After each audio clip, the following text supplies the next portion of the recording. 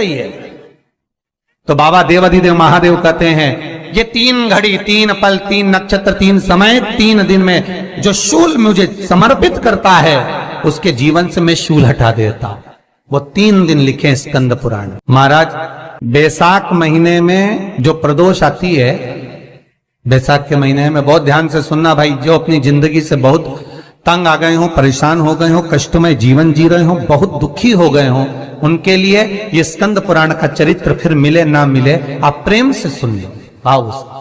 पहला बैसाख महीने की प्रदोष, चाहे वो शनिचरी प्रदोष हो, चाहे रविवार की हो, सोमवार की हो, मंगल की हो, बुधवार की हो, गुरुवार की हो, शुक्रवार की हो, शनिवार की हो, कोई भी वार की हो, पर बैसाख महीने की प्रदोष, प्रदोष काल में शाम का समय सूर्य डूब रहा हो, बस डूबा ही हो, और उस समय पर सूर्य के डूबन के तुरंत बाद बाबा को धतूरे के साथ में बेलपत्री ना चढ़ाते हुए बेलपत्री के वृक्ष के 7 कांटे बाबा के शिवलिंग पर समर्पित करे जाते हैं महाराज, अपनी जिंदगी में अड़चनों को हटाने के लिए।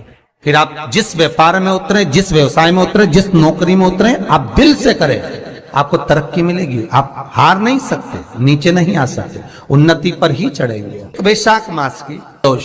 दूसरा, शिवरात्रि के दिन मध्याह्न का समय महाराज, तो बड़ी शिवरात्रि होती है माघ की, बड़ी शिवरात्रि के अंतर्गत मध्याह्न का समय दोपहर के ठीक 12 बजे, चाहे फिर वो कोई भी दिन हो महाराज, शिवरात्रि जिस दिन पड़ रही हो उस दिन भी धतूरे के साथ बाबा को 7 कांटे बेलपत्री के वृक्ष के समर्पित होते हैं महाराज।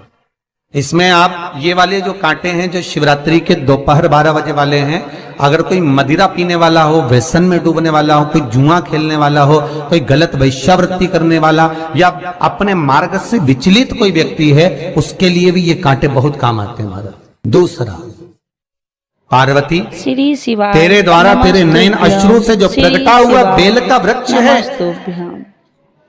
द्वितीय शूल मैं वहां धारण करता। द्वितीय शूल, तीसरा शूल जो वर्णन करा गया महाराज, भगवान श्रावण के महीने में जो भी दूसरा सोमवार पड़े, जो भी पड़े, श्रावण के महीने का जो दूसरा सोमवार होता है, उस दूसरे सोमवार में रात्रि के समय पर, अर्थात शास्त्र अब घड़ी और पल का स्मरण करेंगे तो रात्रि के बजेंगे 10 से 12 बजे महाराज, 10 से 12 के बीच में धतूरे के साथ बाबा को शूल समर्पित होता है महाराज। भी हमारी बाधाओं को, हमारी तकलीफों को, व्यापार व्यवसाय के लिए, नौकरी सर्विस के लिए, बहुत सारे एग्जाम में आप बैठ लिए, गवर्नमेंट एग्जाम के लिए बैठ लिए, नहीं हो रहा, ये 3 बार मेरे शंकर को बेलपत्री के वृक्ष के शूल समर्पित होते हैं, उसका आनंद पाना और उससे अपने को सुख प्राप्त। नमस्तुभ्यम श्री शिवाय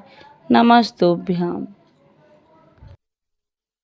कि बाबा भोलेनाथ जी के नयन अश्रु से जो प्रकट हुआ वो रुद्राक्ष का पौधा है, माता पार्वती के नयन अश्रु से जो प्रकट हुआ वो बेलपत्री का पौधा है, और उमा और महेश, इस महेश के वंशज है महेश्वरी, इनकी 12 खाम प्रगटी है भगवान महेश के द्वारा। महेश और उमा और महेश का जो चरित्र है कि उमा और महेश का जब प्रागट्य हुआ, उमा और महेश जब दोनों आनंद में विभोर होकर जब चलते हैं और दोनों के बैठने से तप मुद्रा से जो पौधा उत्पन्न होता है वो शमी का पौधा है, शमी का पौधा। तो एक बात ध्यान रखिए, शिव जी के द्वारा जो निर्मित हुआ उसमें कोई शूल नहीं है, उसमें कोई कांटे नहीं है। पार्वती के द्वारा जो निर्मित हुआ बेलपत्री का पौधा, उसमें कांटे हैं, और पार्वती के मिलन से भी जो उत्पन्न हुआ है शंकर के साथ में, उसमें भी कांटे हैं। शमी के पौधे में भी कांटे, शमी के वृक्ष में भी कांटे। तो पार्वती जी स्कंद पुराण में एक प्रश्न कर रही हैं भोलेनाथ जी से कि प्रभु मुझे ये बताओ कि आपके द्वारा जो निर्मित हुआ उसमें शूलता नहीं है, पर मेरे द्वारा जो निर्मित हुआ उसमें शूल क्यों आया है, उसमें कांटा क्यों आया? थोड़ा सा माताओं, मेरी जीजियों, आपको थोड़ा बुरा तो लगेगा इस प्रसंग को सुनकर, पर लग जाए, पर आज कथा निकली है तो सुन लो है कि शिवजी जिस रुद्राक्ष को उत्पन्न कर रहे हैं उसमें शूलता नहीं है, पर पार्वती जी जो संग में मिली हैं उसमें भी शूलता है, और पार्वती के द्वारा जो प्रकट हुआ बेलपत्र उसमें भी शूलता है। तो भगवान महादेव बोलते हैं पार्वती, शिवाय मैं तुझे कुछ नमस्तुभ्यं, कहूं और श्री कहने पर शिवाय तुझे नमस्तुभ्यं। तेरे हृदय में कोई बात चुभे, शूल लगे तो मुझे ठीक नहीं लगेगा। नहीं नहीं नहीं, आप कहिए प्रभु, मैं सुनने के लिए तैयार हूं, आप तो बोलो कि कारण क्या है।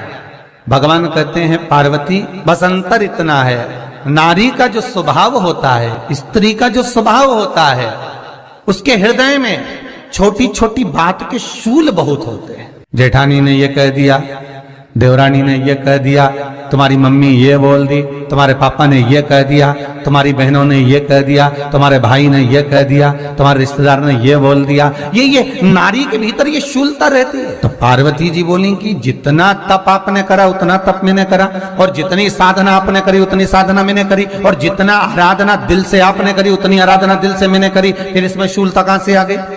भगवान शिव बोले, बस पार्वती बात इतनी सी है कि जब मैं आराधना करने बैठता हूं तो मेरी दृष्टि में सम्मुख में कुछ नहीं होता। जब मैं आराधना करने बैठता हूं तो मेरी दृष्टि में, मेरे सम्मुख में कुछ नहीं होता कि कौन ने क्या करा है, कौन ने क्या बोला है, कौन क्या कर रहा है, उससे मुझे मतलब नहीं हो, उससे मुझे कोई मतलब नहीं। पर पार्वती, जब तू आराधना करने भी बैठती है ना, तो तेरी चित्त वृत्ति में कहीं ना कहीं किसी ना किसी रूप में कोई शूल आ ही जाता। कई माताओं की आदत देखी साहब, भगवान की सेवा करने बैठी है तो भी भीतर थोड़ा सा शूलता भरी हुई है। महाराज बताओ, इतने सारे भगवान इकट्ठे कर लिए, मैंने बोला था बहू से कि वहां रख लेती है, बताओ इतने सारे यहाँ पर लाकर रख दिए हैं, अब इसकी सेवा करना पड़ रही है, अब ये करना पड़ रहा है। प्रसाद लेने के लिए रसोई घर में गई, भगवान का भोग लगाने के लिए, तो उसमें भी शूलता आ गई। इतने घंटों से मैं सामान ढूंढ रही, फ्रिज में मिल ही नहीं रहा, मैंने रख के गई थी, भगवान जाने कहाँ चले गए। भगवानों को वस्त्र पहना रही है तो शूलता है। अलमारी का ड्रॉज खोला, इसमें मैंने सामान रखा था, ना जाने भगवान का श्रृंगार कहाँ चले गया, कौन ने हाथ लगाया, फिर शूलता आ गई।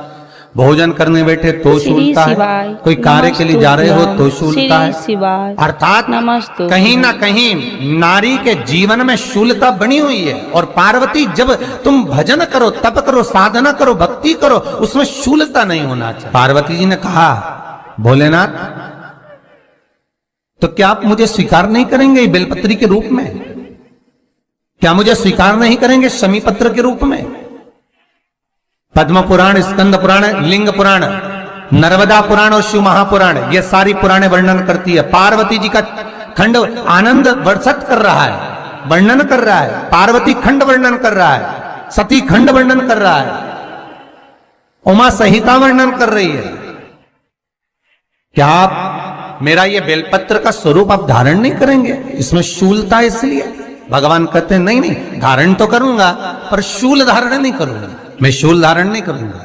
मतलब बेलपत्री में जो कांटे लगे रहते हैं, बेलपत्री की उस डाली के अंदर जो कांटे शूल रहते हैं, भगवान शिव वो धारण नहीं करते। आप उस बेलपत्री को आप बड़े प्रेम से, आनंद से पत्ते को निकाल लीजिए, तोड़ लीजिए, उतार लीजिए, और फिर भगवान को वो प्रेम से समर्पित करो तो भगवान स्वीकार करना। पर भोलेनाथ, श्री शिवाय नमस्तुभ्यं, श्री शिवाय नमस्तुभ्यं।